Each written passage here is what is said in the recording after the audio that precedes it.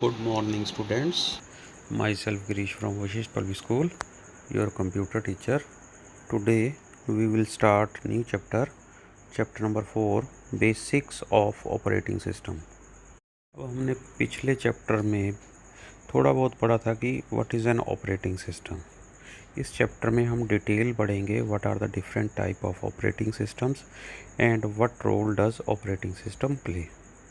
First head definition of operating system. What is an operating system? An operating system is a program which act as an interface between a user and the hardware.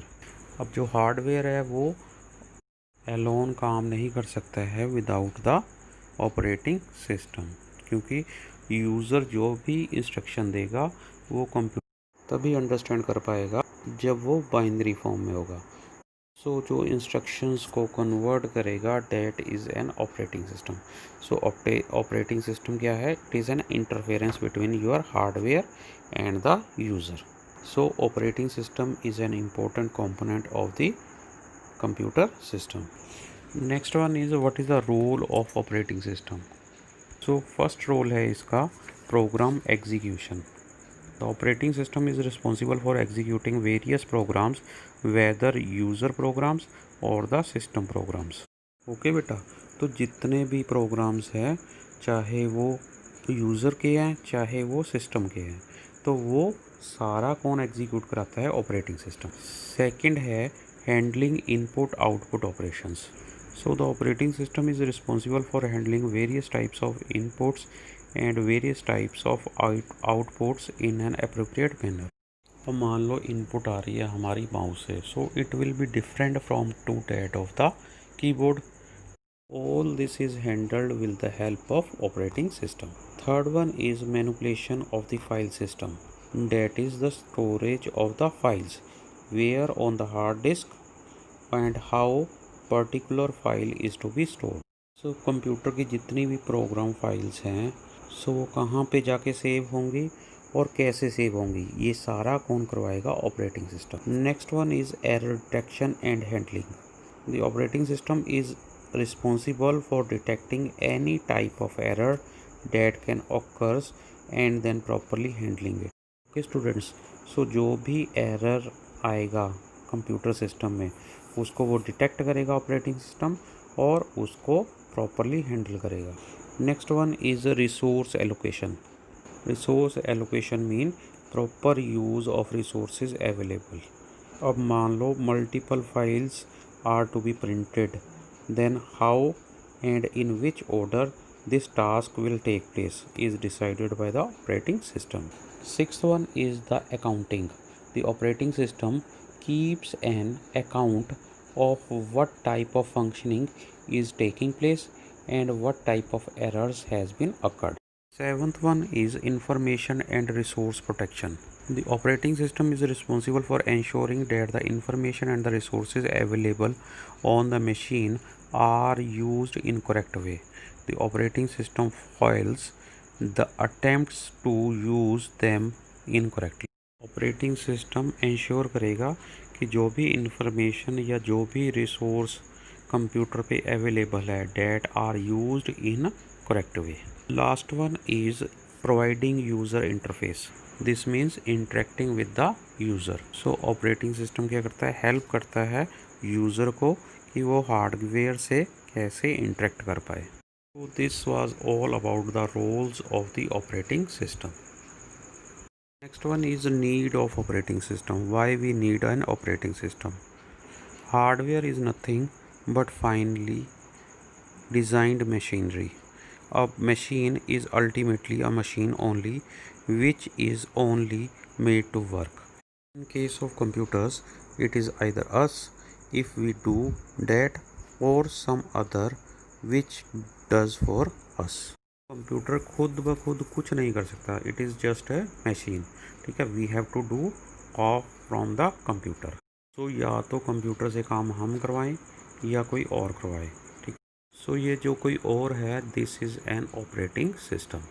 Operating system is just our secretary. As the boss give the order to his secretary, so the secretary has to decide how to do that work or when to do that work. Same like an operating system, it all does for us. So we pass the order to the operating system and operating system does all for us. Next one are the functions of the operating system. The major functions of operating system are first one is the processor management.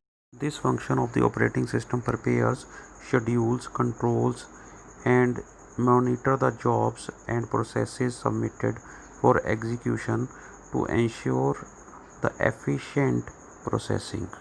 Second one is the memory management. This functions allocates the memory to running processes and deallocates the memory from the processes when it is completed. So जो operating system है that will allocates the memory for the running processes, और जो process complete हो गए हैं उनसे वो memory खाली करवाता है. Next one is the file management. It ensures the proper saving of the data at an appropriate location. It is also responsible for retrieving of the data from the storage devices. Operating system है वो ensure करता है कि जो data है that is saved at a proper location, और जब भी हमने उसको retrieve करना हो that can be easily retrieved from the storage device. One is the device management. This function is responsible for handling of proper input and output devices. ये function ensure करता है कि जो आपका डाटा है that is properly read by N input device, और जो data send होना है through output devices date can be easily done through the output devices. Fifth one is the user interface. The operating system establishes a standard means of communication between the user and their computer system. It can be done through providing the interface between the user and the hardware. हमारा device drivers. A device driver is a group of files that enables one or more hardware devices to communicate with computer operating system. जो भी हमारा new device होता है that is unique and its working is unique. So in order to interact with the operating system, हर जो device है that comes with a special return program called the device drivers. जितने भी hardwares होंगे उनके साथ एक हमें छोटी सी सीडी मिलती है, ठीक है, that is called the device drivers.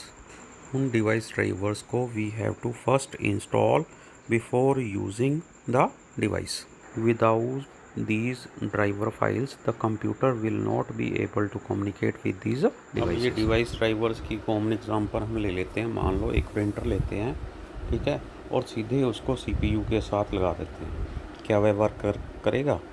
No, because we have to first install the drivers of the printer, there after it will start working. क्योंकि CPU के साथ इंटरफेस करवाने के लिए we have to install the drivers of printers. Next one are the types of operating system. So there are different type of operating system based on particular type of hardware. The following types of operating system are, सबसे पहले है हमारा single user operating system. As the name suggests, only one user can support at one time. They are further divided into two categories. One is single task operating system. Second one is single user multitasking operating system. First one is single task operating system.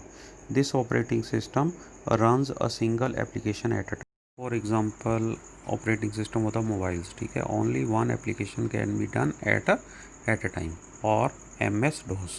Next one is single user multitasking operating system. This operating system supports one user but can deal with the multiple application running at a time.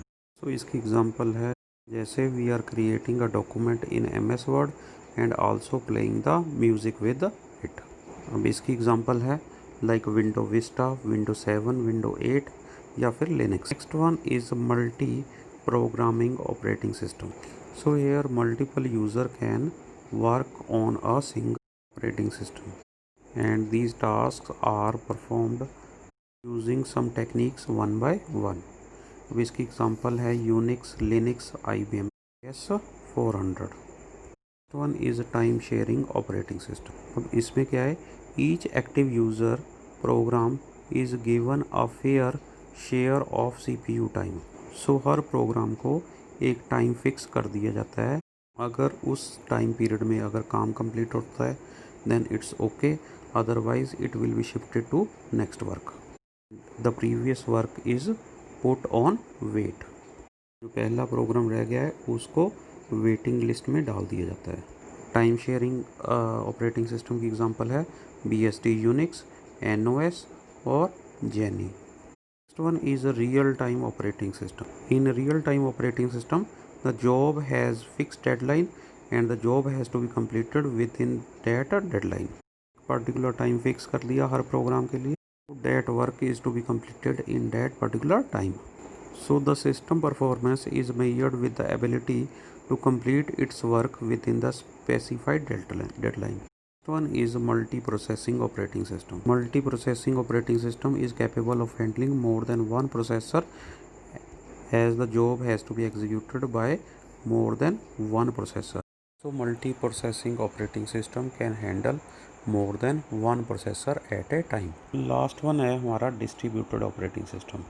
This type of operating system is designed to share the workload over multiple servers. Thus, a distributed operating system has a decentralized architecture. Most of the reservation system use distributed operating system. Next है हमारा operating system based on types of interfaces. Broadly, there are two types of operating system. One is command line interface. Second one is interactive operating system interface. In command line interface, user has to type the commands using the keyboard. Example of this type of operating system are DDS or Unix. Next one is interactive operating system interface. In interactive operating system, the user has to give commands without typing, just by pointing or touching. ये भी दो तरह के आते हैं. One is called graphical user interface and second one is called the touch screen interface. अब graphical user interface में क्या होता है, कमांड्स हमें टाइप नहीं करनी पड़ती हैं, but we have to use the mouse for pointing और clicking on the object on the screen. Example Windows में क्या है, with the help of mouse we can click on the window button and we can select the different programs. Next one is touch screen interface. This is also interactive in nature and provide access while touching on the screen. अब touch screen में क्या है, we use the fingers to select the icons on the screen.